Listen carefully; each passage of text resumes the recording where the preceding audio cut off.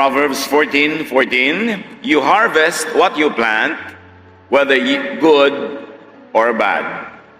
Kung ano ang itinatanim ng tao, siyang inaani. Salamat, Panginoon, dahil kayo'y Diyos na makatarungan at ang mabuting tanim ay may mabuting ani. Diyos din kayong makatarungan na ang masamang tanim ay may masamang ani. Turuan niyo po kami, simpleng mensaheng magiging batayan ng aming pamumuhay araw-araw. Be our speaker. Lead us unto greater godliness. Lift up only yourself and empower your people with your word. Father, we ask you, we thank you, in the name of your Son, Jesus. Amen. Take care of today. Alagaan ang ngayon para ang bukas ay maging maayos. King Saul had been proud and disobedient to God, and he lost the anointing and favor of the Lord. He also disobeyed many of the prophet Samuel's advice. Si Haring Saul, bagamat pinili ng Diyos, binigyan ng pabor na maging hari ng Israel, ay naging mapagmataas, naging matigas ang loob, at hindi naging masulo rin sa Diyos, maging sa propeta.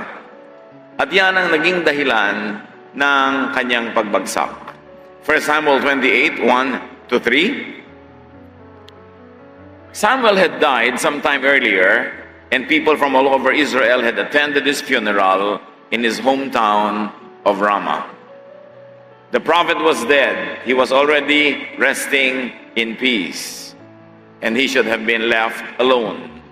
But he would be disturbed. 1 Samuel 28, to continue, meanwhile, Saul had been trying to get rid of everyone who spoke with the spirits of the dead. It was a practice among the people of the ancient world to try to speak with the dead. And Israel was no exemption. Ang ginawa nitong si King Saul ay kanyang pinagpapatay, pinahuli ang mga taong tumatawag ng mga espiritu ng mga patay na upang makausap ng mga buhay pa na gustong makipag-communicate with the dead. We were never given the reason why Saul was doing this. He was not always known for godliness, so there must have also been other reasons. Saul could be preventing people from consulting with the dead in general, and with Samuel in particular. Marahil ay gusto niyang masolo ang pagbibigay ng instruction, katuruan, kaya ayaw niya ng competition, even from those who are already departed. But something will happen that will disturb that status quo. Ipinagbawal niya ng sino man ay makipag-usap sa mga spirito ng namayapa na, kaya ipinapapatay ang mga medium o mga taong merong ganong propesyon. And we should take note na ang pagbabawal makinig sa iba ay pagkontrol sa isip ng binabawalan. Liban na lang ang isang tao ay sobrang bata pa na talagang kailangan ay may payo ng magulang, may gabay ng matatanda ang kanyang mga pag-aaralan, madidinig, makikita. Pag nasa edad ka na at pinipigil ka pang makinig kay ganon, makinig sa ganon, ay kinokontrol na ang iyong utak noon. Kaya naman kung ayaw natin kinokontrol tayo ng iba, dapat meron tayong self-control. Pinipili mo talaga ang pinapakinggan, ang pinapanood, ang binabasa, kasi talagang mai-impluwensya ka ng ganyang mga bagay. 1 Samuel 28 verse 3 sa pagpapatuloy, but one day the Philistines brought their soldiers together to attack Israel. Israel had always had real estate problems. Mula nung sila ay nanirahan dito sa lupain ng mga Philistines, ay hindi na sila tinigilan ng mga ito sa pakikipaggera. Pabalik-balik, paulit-ulit ang pag-aagawan sa kapirasong lupa. At sa panahon na yon, malakas ang Philistine, kaya merong dahilan para sila'y katakutan. 1 Samuel 28:4-6. The Philistines went to Shunem and set up camp. Saul called the army of Israel together, and they set up their camp in Gilboa. Saul took one look at the Philistine army and started shaking with fear. So he asked the Lord what to do. But the Lord would not answer, either in a dream or by a priest or a prophet. Nagkampo ang hukbo ng Israel, katapat ng kampo ng mga Philistines, and presumably merong valley sa kanilang pagitan kung saan pwedeng mag-awayan, magbakbakan at magbatayan. At nung tiningnan nitong si Saul kung gaano kalaki ang hukbo ng kaaway, nanginig siya sa takot. Tinanong niya ang Panginoong Diyos kung anong gagawin, pero hindi siya sinagot. Sa panaginip man, o sa pamamagitan naman ng sino mang pare o propeta, hindi sumagot ang Diyos. And what people forget is that yung hindi pagsagot ay sagot. Hindi siya talaga sinasagot. Saul really got so scared that he conveniently remembers and consults with God. At ganyan talaga, napaka-ambivalent ng pananampalataya natin si Saul. Pag nagkakaproblema, naalala ang Diyos, tulad ng marami. Pero pag masaya, masarap ang buhay, maginhawa, matagumpay, nalilimutan ng Diyos. Pero yung lumilimot sa Diyos, pag sila ay masaya, matagumpay, malusog, maginhawa, masagana, hindi rin naman papakinggan kung lalapit sa Diyos sa panahon lang ng pangangailangan. Pagkamat, hindi naman natin pwedeng pigilin ng Diyos kung gusto niyang pakinggan. But in this case, hindi siya pinapakinggan ng Diyos. Fear remembers what or who security forgets. Sabi nga nila, loneliness remembers what happiness forgets. Kaya mabuti pa, kahit happy ka, dapat lagi mong inaalala ang Diyos. Hindi pagbalungkot lang, para maganda ang relasyon at sa panahon ng pangangailangan, clear ang communication lines. In this particular instance, God does not answer. God gives him a very deafening silence as an answer. Takot na takot siya, wala siyang matanong, walang sagot ang langit. 1 Samuel 28:7. Then Saul told his officers, "Find me a woman who can talk to the spirits of the dead. I'll go to her and find out what's going on to happen." In desperation, Saul now reverses his instruction to get rid of all of this medium. Nagutos siya, humanap kayo ng taong pwedeng magamit para makipag-usap sa kaluluwa ng mga namatay na. Maraming mga leaders, even political leaders, merong ganitong practice. Why? When there is so much weight on your shoulders and you lead so many people and you know that you are not really that good and you don't really know that much, you tend to depend on supernatural power and guidance. Kaya marami mga world and political leaders may ganitong mga practices. At si Saul, sa kanyang kagipitan, sabi niya, maghanap kayo ng medium. He becomes so desperate that he would break his own command. Merong practical application dito immediately, although hindi dapat gayahin yung ginawa niya, pero may ideyang dapat matutunan. Don't burn the bridge over which you two must pass. Di kung naging sobra siyang matagumpay na ubusin yung mga yon, wala siya ngayong makokonsult. But that's not really the lesson for us today. But kung kailangan mo ang kabutihan ng kapwa, huwag mong kakalimutan maging mabuti rin. Kung kailangan mo ang pagpapatawad ng Diyos, magpatawad ka rin. Don't burn the bridge over which you two must pass. Don't forget to be charitable because there will come a time when you will only survive because of other people's charity. Kailangan bukas ang puso mo sa iba. Kung sa panahon ng iyong pangangailangan ay gusto mong bukas ang puso nila sa iyo. So ang instruction niya, maghanap ng ganung uri ng medium. 1 Samuel 28:7, his servants told him, "There's a woman at Endor who can talk to the spirits of the dead." So meron pa palang natira na hindi nalipol. Meron daw babae sa Endor who can talk to the spirits of the dead. Some versions call it, there is a witch at Endor, but that is not a good translation. The original language just says woman or a woman with familiar spirits. Masyadong judgmental na yung word na witch, which some versions use. But really, sabi niya, merong babae sa Endor na nakakatawag ng mga espiritu ng mga patay na. May mga ganun. So, ang kanyang mga tauhan ay merong enough intelligence, and I don't mean knowledge, but spy intelligence. Alam nila ang nangyayari sa kapaligiran, kaya alam nilang merong babae sa Endor that fits the requirement and the description. 1 Samuel 28:8, that night Saul put on different clothing so nobody would recognize him. Then he and 2 of his men went to the woman and asked, "Will you bring up the ghost of someone for us?" Sa dilim ng gabi, nagbalat kayo si Saul, nagsuot ng ibang damit na hindi makikilalang siya yung lumakad, at konting kasama lang, dalawa ang kanyang isinama, at nagpunta sila sa dilim ng gabi sa babaeng ito, at sinabi niya, "May ipapatawag kaming espiritu sa iyo." 1 Samuel 28:9-10, the woman said, "Why are you trying to trick me and get me killed? You know King Saul has gotten rid of everyone who talks to the spirits of the dead." Saul replied, "I swear by the living Lord that nothing will happen to you because of this."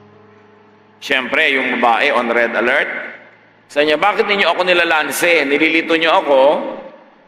Gusto niyo akong mapatayan, no?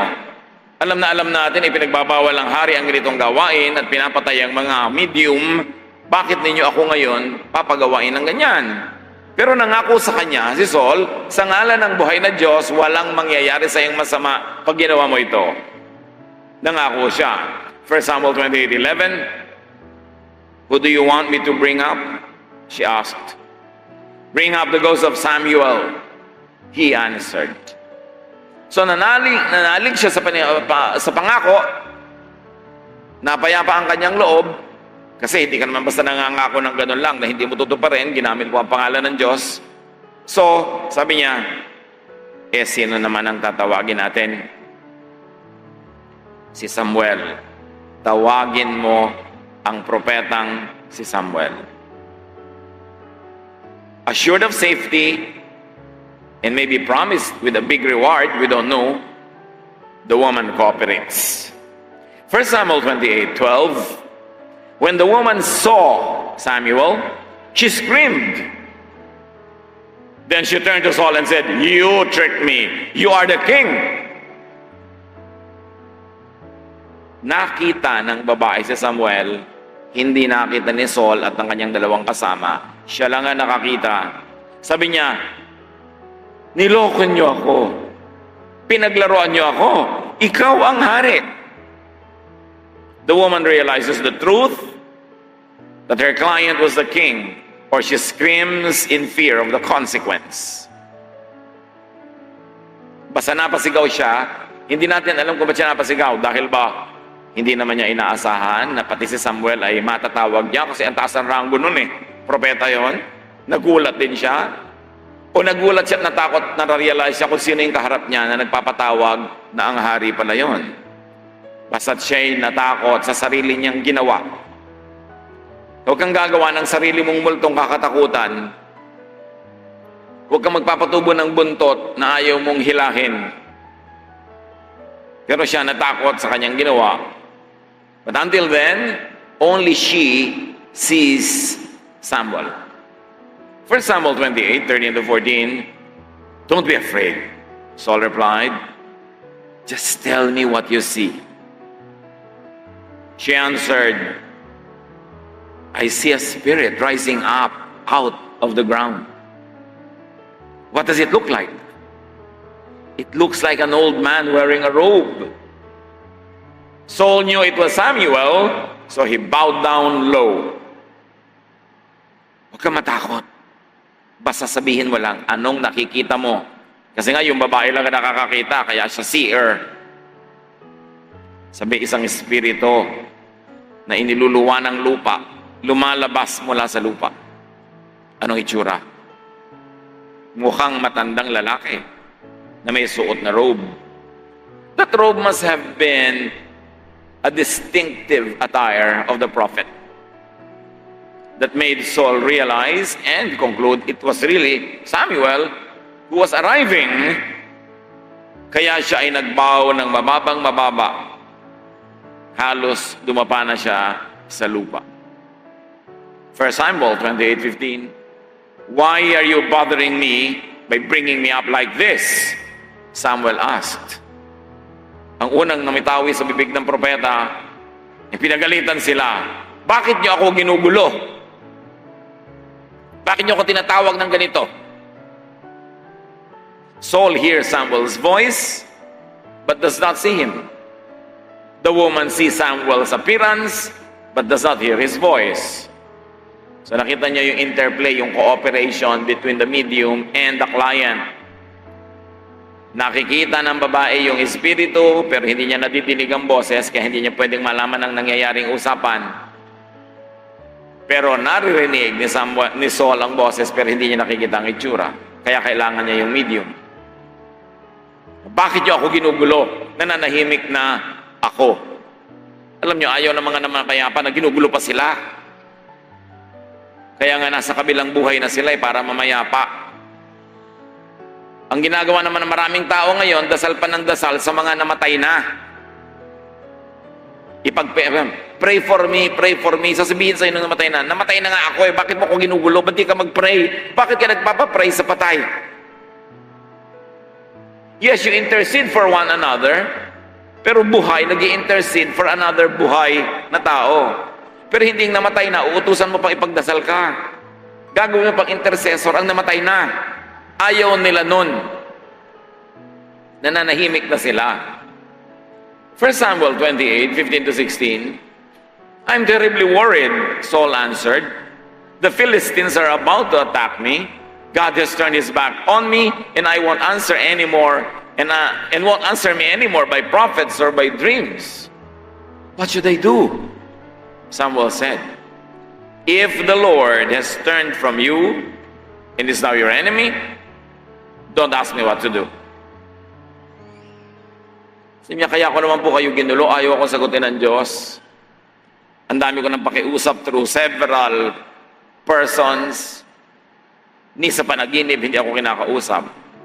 At sabi ni Samuel, kung tinalikuran ka na ng Diyos, pati ako, tatalikod din sa'yo. What makes you think na tinalikuran ka na ng Diyos, tapos entertainin pa kita?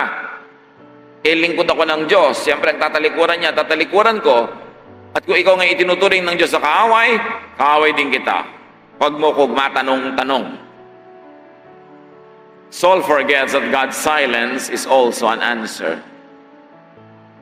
Sa kanyang obsession with a yes answer for his request, nalimutan niya that silence is an answer. Kahit sa ating mga mahal sa buhay, madalas silent sila, answer yon. Tatay, papayagan niyo ba akong gawin ito, gawin yun, tapos hindi kumikibo, pinipilit mo pang kumibo, no na nga yun, kaya hindi kumikibo. Maraming asawa, ganyan ang tactic. Pag no ang sagot, silent. Pag pinilit mo pang sumagot talaga, maiinis na sa'yo. Silent na nga eh. Sagot nga yung silence. But what is interesting here is that Samuel follows the chain of command. Servant siya ng Diyos, paglilingkuran niya, yung inuutosan siya ng Diyos na paglingkuran. And there's a lesson here for us, which is beside the story. Obey who is above you. Sa organisasyon, sa family, sa church, whatever, kung sino yung nakakataas sa iyo, sundin mo. May chain of command. Ang lahat ng kapangyarihan ay hiram, ipinapahiram ng nakakataas sa nakakababa. Kaya kung yung nakakababa ay hindi na sumusunod sa nakakataas, saan na nanggagaling ang power niya? Wala na nagpapahiram sa kanya. Illegitimate na siya. Hindi na siya dapat sundin. Hebrews 13:17, obey your leaders and do what they say. They are watching over you and they must answer to God. So don't make them sad as they do their work. Make them happy. Otherwise, they won't be able to help you at all. So kailangan masunurin ka, Kung ate mo yon, kuya mo, nanay mo, tatay mo, boss, manager, supervisor, siya yung teacher mo, siya yung spiritual leader, sumunod ka. But if the one above you does not obey the one above him, do not follow him in his disobedience. Follow the chain of command. Kaya kung may pinagagawa sa inyo ang tatay nyo, tapos sabi ng kuya mo, hindi natin susundin ang tatay, ha? May iba tayong gagawin, secret. Withdraw your obedience to your kuya, skip him, and obey your father. Kasi hindi na siya sumusunod sa nakakataas, wala na siyang power. Kasi ang power niya, pahiram lang nung nasa taas. Pagka nasa isang opisina ka at sabi ng supervisor, hindi natin susundin yung manager, hindi natin susundin ang company policy, meron tayong sariling gagawin, pwede ka nang hindi sumunod sa supervisor kasi hindi na siya sumusunod sa manager niyong mas mataas. Withdraw your obedience, skip this person, and obey the next higher person. Ganon din sa church, lalo naman sa military. Sabi ng major, hindi na tayo susunod kay colonel o hindi tayo susunod kay general. May iba tayong gagawin, huwag mong sundin si major kasi magiging major problem yan. Dapat ang susundin mo, nakakataas sa kanya kasi doon talaga galing yung power. So do not follow those who do not follow their superiors. Skip your immediate superior if this happens. And follow the one above him who is loyal to the chain of command. Back to the story. So sabi ni Samuel, abay kung ayaw ka nang sagutin ng Diyos, hindi rin kita sasagutin. What made you think that I will disobey God and make a secret transaction with you? 1 Samuel 28:17-18, I've already told you, the Lord has sworn to take the kingdom from you and give it to David. And that's just what he is doing. When the Lord was angry with the Amalekites, he told you to destroy them, but you didn't do it. That's why the Lord is doing this to you. Alam mo ba kung ba't nangyayari sa iyo yan? Sabi ni Samuel. Kasi may ipinapagawa sa iyo ang Diyos noon, di mo sinunod. Ito ang bunga ngayon ng di mo pagsunod noon. Huwag kang magtaka. What is happening now has been foretold. Huwag kang magtaka na tinalikuran ka ng Diyos because there was a time na tumalikod ka sa Kanya at hindi ka nagbago, hindi ka humingi ng tawad, hindi mo iniba ang iyong pamamaraan. 1 Samuel 28:19, tomorrow, the Lord will let the Philistines defeat Israel's army. Then you and your sons will join me down here in the world of the dead. So the bad news gets worse. Tinawag niya yung patay, ang binigay sa kanyang mensahe, nakakahimatay. Sabi niya, alam mo, hindi sinasagot ng Diyos. Bukas, mamamatay ka na. Kasama ang mga anak mong lalaki. Matatalo kayo sa gyera. So nagbigay din ng sagot yung propeta sa tanong, ano mangyayari? Hindi na niya natiis. Sinabi niya, gusto niyo ba talagang malaman pag ganun? Gusto niyo ba talaga magbasa ng horoscope para malaman kung ano mangyayari sa iyo mamaya, bukas, next week, next month? Tapos pagpangit yung sinabi doon, sabi niya, ay, di naman siguro totoo yan. Gusto niyo ba talaga magpahula? Tapos pag hindi niyo nagustuhan yung hula niyo, di naman totoo yan. So bakit ka pa nakikinig kung hindi ka maniniwala kung hindi mo gusto yung pinakinggan? Paano kung yung sinabi sa iyo, ay, nahuhulaan kong pauutangin mo ako. Susundin mo naman. Yan ang napala nito mga taong binubulat-lat yung may takip. Pinapakialaman ang di dapat pakialaman. Inaalam yung kinabukasan na hindi pa dapat alam in normal circumstances. So Saul not only gets a prophetic update, he also gets a most disheartening preview. Bukas na bukas din, mamamatay kayo mag-ama. 1 Samuel 28:20, at once Saul collapsed and lay stretched out on the floor.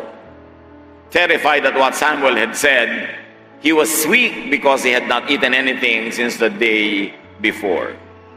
And to her credit, itong babae, na tinatawag na ibang versions na witch, but which really it was just a woman, nagluto, pinilit niyang pakainin yung hari na hinimatay dahil sa gutom at dahil sa panlulumo sa balita. Hinimok niya dahil ayaw talagang kumain, pero napakain naman niya.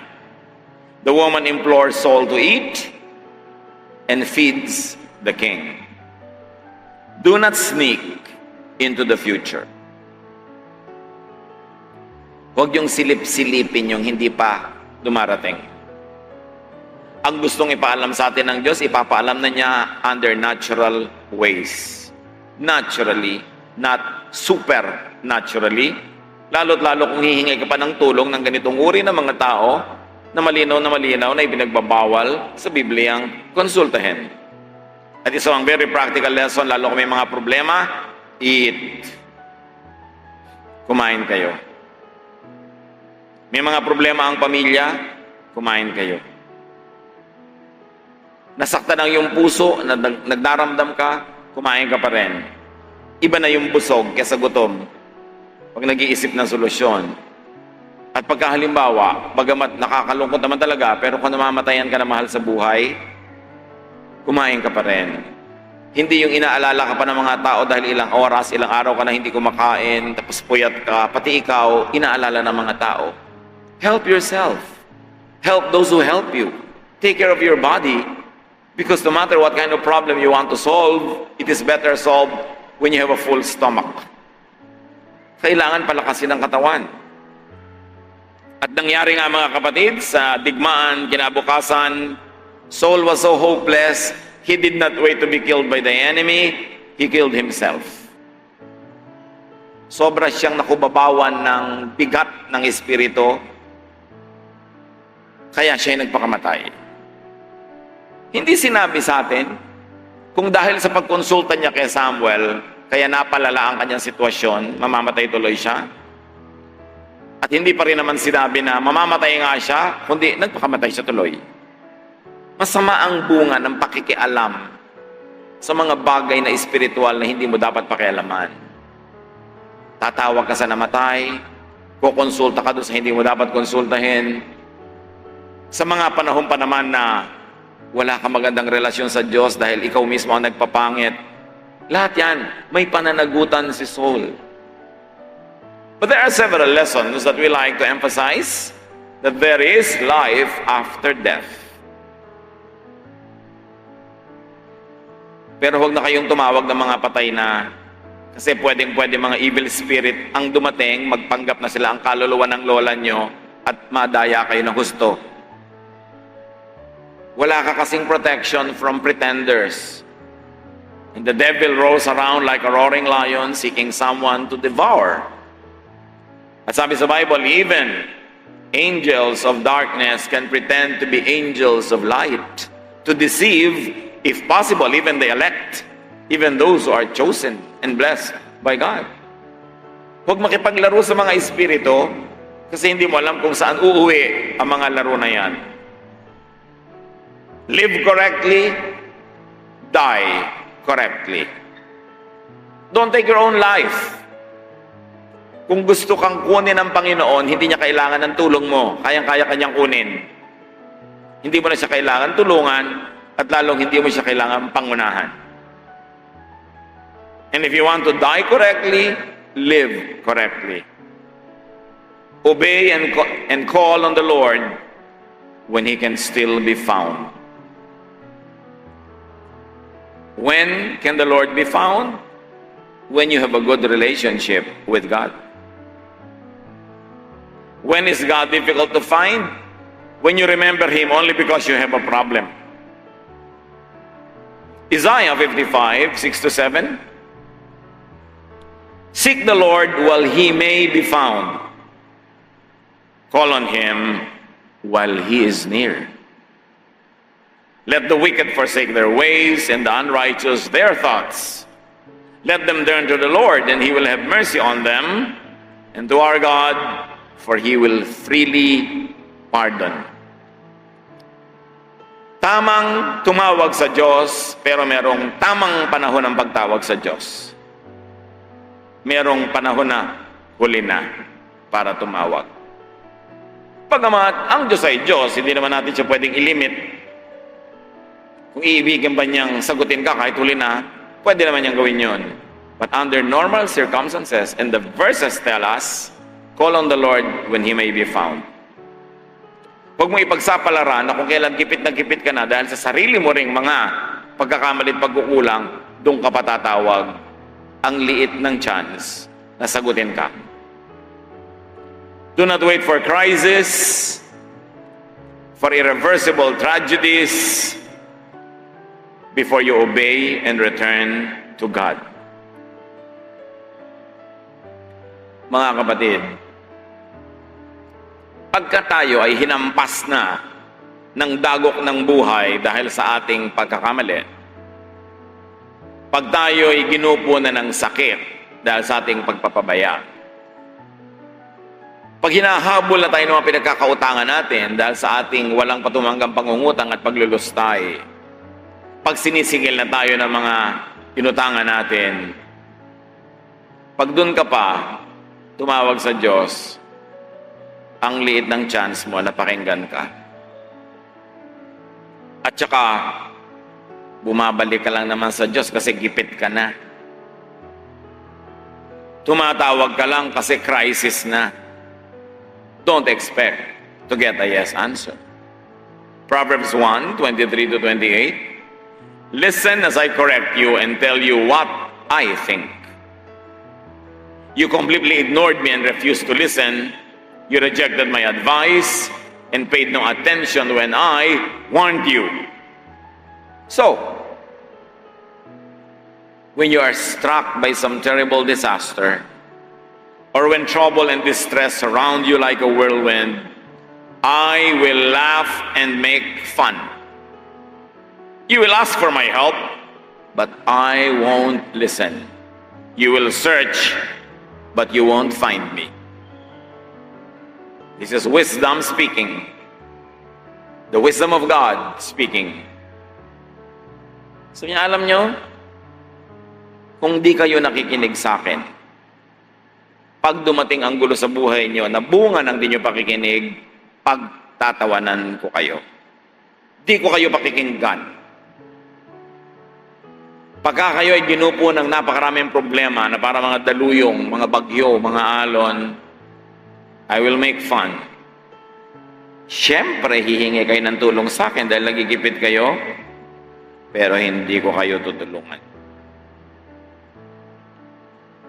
Kilalanin natin talaga ang many faces of God. There really is a very gentle, loving, forgiving, accommodating face of God. But there's also a stern and strict face. And you don't know which face He will use to look at you in your time of sorrow and trouble. Kaya mas mabuti magtanim ng tama.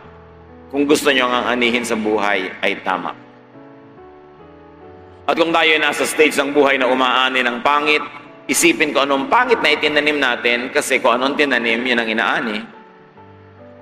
At maaari pa tayong magbagong loob, magsisi, magbalik loob sa Diyos, humingi ng tawad, iayos ang buhay natin. And who knows, God's graciousness could allow you to recover. Pero pag pangit na yung nangyayari, nagmamatigas pa ang loob mo. Dumadating na mga palo ng buhay, nagmamatigas ka pa, nagmamaang-maangan at ayaw mong aminin na yung mga pagkakamali. Paano ka maitutuwid? Paano dadaan ang blessing ng Diyos? Paano tayo ililigtas? Kaya napakahalaga yung magpakumbaba, lambutan ng puso. Sabi nga sa Bible, today when you hear His voice, do not harden your hearts as in the rebellion. Ang nagmamatigas ay babasagin. Those that remain stiff-necked after so many rebukes will be destroyed without remedy. The Bible tells us that very clearly. Yung nagmamatigas, ayaw lumingon, ayaw yumuko, babasagin ang kanilang leeg nang wala ng remedyo pa. At mahalaga ang leksyon, do not consult spiritists. Nakakainsulto sa Diyos na ang kapal-kapal ng Biblia, ang dami-dami niyang turo, ang dami-dami niyang warning, kung saan-saan ka pa kukuha ng advice. Kung saan-saan ka pa kukuha ng payo. Leviticus 19:31, Do not turn to mediums or wizards. Do not seek them out to be defiled by them. I am the Lord your God. Sa akin kayo pumunta, sa akin kayo magtanong. Huwag kung kani-kanino. And do not try to know the future. Stick to what could be naturally known about the present. Mga kapatid, ang atupagin natin yung ngayon kasi yung bukas nakasalalay, nakatindig sa today. Tulad ng ang today ay nakatindig sa yesterday. Kaya kaganyan ngayon kasi merong nangyari kahapon. Yung kahapon ang sinasandala ng yung ngayon. Pero ang maganda na lang doon, kahit yung kahapon, napapabalambisa natin ang kanyang kamandag, ang kanyang parusa kung tayo bumabalik sa Diyos at humihingi ng kanyang awa. We can move on, we can correct a mistake, or the Lord can fill our shortcomings. Pero yung bukas, binubuo mo yun today. Kung anong ginagawa mo ngayon, yun ang lalabas bukas na foundation ng iyong buhay. So, imbes silip-silipin mo yung mangyayari bukas because you are concerned, ang atupagin mo ay ayusin ang buhay mo today kasi pag inayos mo yan ngayon, magiging maayos yung bukas. Matthew 6:34, Jesus says, "Don't worry about tomorrow. It will take care of itself." You have enough to worry about today. Just take care of today and move on from yesterday, especially if yesterday had a lot of wounds. Move on. But you want to take care of today, do not look into the future. Stabilize your today. It will be the foundation of your tomorrow. Saul worried about his tomorrow because he neglected his today and yesterday. Kaya gano'n na lang siya ka-eager na malaman na mangyayari kinabukasan kasi alam niya yung ginagawa niya ngayon at ginawa niya kahapon, mga mali. Sobra siyang natakot. The best way to secure your tomorrow is to be godly today. Galatians 6:7, so you cannot fool God, so you don't make a fool of yourself. You will harvest what you plant. Sa inyo, huwag ka makipaglokohan sa sarili mo at lalo huwag mo lokohin ng Diyos, hindi mo magagawa yon. Kung anong tinanim mo, aanihin mo. So huwag ka mag-alala tungkol sa aanihin mo bukas. Ang isipin mo, magtanim ka ng mabuti ngayon. At aani ka ng mabuti bukas. Mga kapatid, kung ano ating tinatanim, inaani. Ang mali nating ginagawa, may kasamang kaparusahan. Pero tiyakin natin na hindi tayo ang nagpaparusa sa ating kapwa na nagkakamali. Na hindi tayo ang sumisingil sa kanilang mga pagkukulang, hindi tayo ang umuusig sa kanilang mga kasalanan. Let God do it. That is a private matter between God and people. Ang ating tingnan ng ating mga sarili para maiwasan natin yung bunga ng ating mga masamang gawa. Pero kung meron tayong kapwa na may ginagawang mali, don't appoint yourself to be the one to judge the person and to punish the person. Pag sabi mo, Pastor, may mali po siyang ginagawa, hayaan mo Diyos ang makitungo sa kanya tungkol dyan. Ang isipin mo, yung mali mong ginagawa, itama mo para hindi ka tumanggap ng masamang bunga. Huwag ikaw ang magparusa sa kapwa mo nagkamali kasi hindi naman ikaw ang judge, hindi ikaw ang savior, hindi ikaw ang creator. Kasi marami mga tao, lalo't relihiyoso, nagkakandara pang magparusa sa kapwang nagkakamali. Nagmamadali na magbigay ng mga kaparusahan na gusto niyang ibigay ng langit doon sa tao. God does not need assistance in that department. Kung meron siyang gustong i-bless, i-bless niya. Kung meron siyang gustong paluin, ituwid, gagawin niya. God does not need your help. Take care of your own personal morality and stop judging others. And stop acting like a judge. Let God be the one to do that. Maraming lesson. Ang maikling episode na ito, bagamat napakatagal lang nangyari, pero isang napakahalagang lesson na ating ingatan sa ating puso at baunin, take care of today. When you do that, tomorrow will take care of itself. Turuan niyo kami, Panginoon, ng mga personal application ng mga natutunan namin sa buhay ni Saul. Tragic ending, a glorious beginning. May we learn from that. Sa mga kapatid na dumaranas ngayon ng mga hirap, ituro mo sa amin, Lord, na magkaroon ng wisdom para matukoy kung saan sa nakaraan nagmumula ito at mabunot namin, maitama, maihingi ng tawad sa inyo at maituwid ang buhay namin. At kung ano man ang mga pangamba namin tungkol sa future, teach us to turn our energies into something productive, that we do something good, we plan something good, to assure of a good harvest tomorrow. Pagbulay-bulayan natin mga kapatid, pag-isip-isipan, kung anong kahulugan ng mga ito sa ating mga personal na buhay. Lord, as your people ponder this story and its lessons, move in our hearts and give us very personal applications.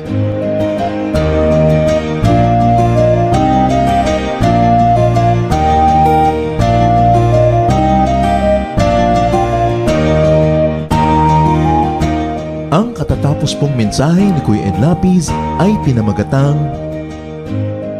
Take Care of Today.